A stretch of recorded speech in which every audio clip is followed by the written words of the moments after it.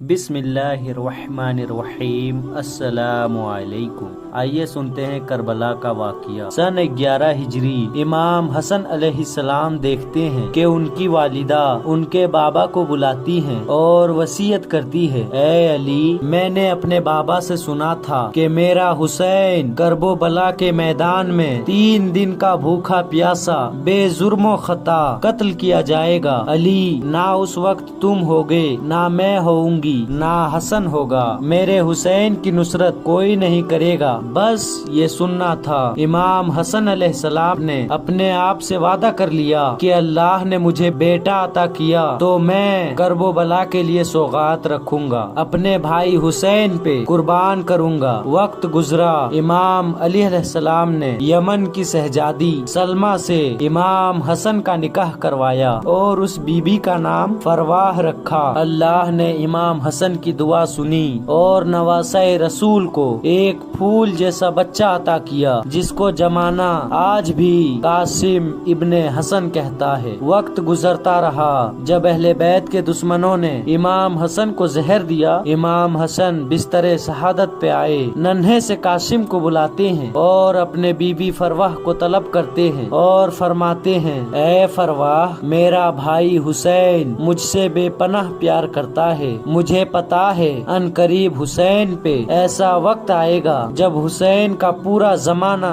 दुश्मन बन जाएगा। फरवाह, हर एक माँ अपना अपना बेटा हुसैन की कदमों पे कुर्बान करेगी। फरवाह, मेरा भाई कासिम के लिए तुम्हें इजाजत नहीं देगा। मैं एक तावीज तुम्हें लिख के देता हूँ। जब करबला में हमारे कासिम को शहादत की इजाजत न मिले तो मेरे भाई हुसैन से कहना ये तावीज खोल के पढ़ ले। बस आ गया वो जमाना जब हुसैन के खून के पूरी दुनिया प्यासी बन गई। 10 मुहर्रम के दिन अजीजो करीब शहीद होने लगे। इमाम हसन का शहजादा बार बार अपने चचा हुसैन के पास आते हैं और दस्ते अदब को जोड़ के अर्ज करते हैं, ए चचा हुसैन, मुझे भी इजाजत दें ताकि मैं भी अल्लाह के दीन पे कुर्बान हो जाऊं। इमाम हुसैन रो के फरमाते हैं, ए कासिम, तुम मेरे भाई के निशानी हो, तुम्हें मैं कैसे नजरों से जुदा करूं। बस जैसे ही इस परेशानी को जनाबे कासिम की वालिदा ने महसूस किया तो कासिम को बुलाया और कहा, ए कासिम, तुम्हारे बाजू पे एक तावीज बंधा है, उस तावीज को खोलो और तुम ये तावीज अपने चचा को दिखाओगे, तुम्हें इजाजत मिल जाएगी। शहजादा कासिम उस तावीज को खोल के इमाम हुसैन के खिदमत में आते हैं। इमाम हुसैन तावीज को खोल के पढ़ते हैं। उसमें तहरीर था, ए मेरे भाई हुसैन, कासिम को मैंने करबला के लिए मांगा था, इसे इजाजत दो ताकि ये भी अल्लाह के दीन पे कुर्बान हो जाए। बस ये पढ़ना था। इमाम हुसैन शहजादा कासिम का चेहरा चूमते हैं और फरमाते हैं, जाओ कासिम, अल्लाह के दीन पे कुर्बान हो जाओ। बस अली का शेर अली बनके मैदान में आया। फौजे अश्किया लर्जने लगी। लश्कर यजीद के बड़े बड़े बहादुर फितनार होने लगे। इतने में किसी ने कहा कि आज तक अली के खानदान से कोई जीत सका है, आओ मिल के हमला करते हैं। बस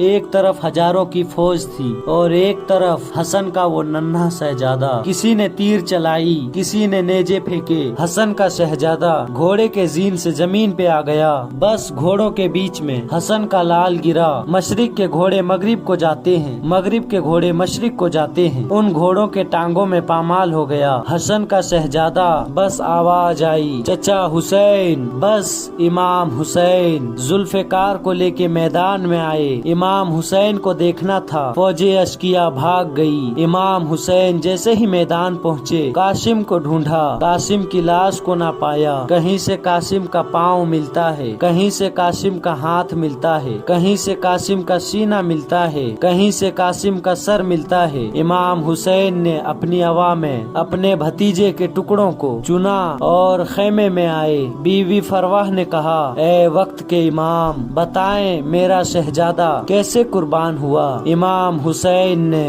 انا للہ و انا الیہ راجعون پڑھا اور اپنی آواز کھول کے دکھائے کہ فرواہ کربلا میں تمہارے قاسم کی قربانی تاریخ میں یاد رکھے گی۔ سب کے جسم کو تو مجھے اٹھانا پڑا، لیکن تمہارے بیٹے کی لاش میں نے کربلا کے زمین سے ایسے چنی ہے جیسے کوئی باغوان سے پھول چنتا ہے۔ سلام ہو کربلا کے شہید قاسم ابن حسن پر۔ تو یہ تھا 10 محرم کا واقعہ، داستان کربلا ہے۔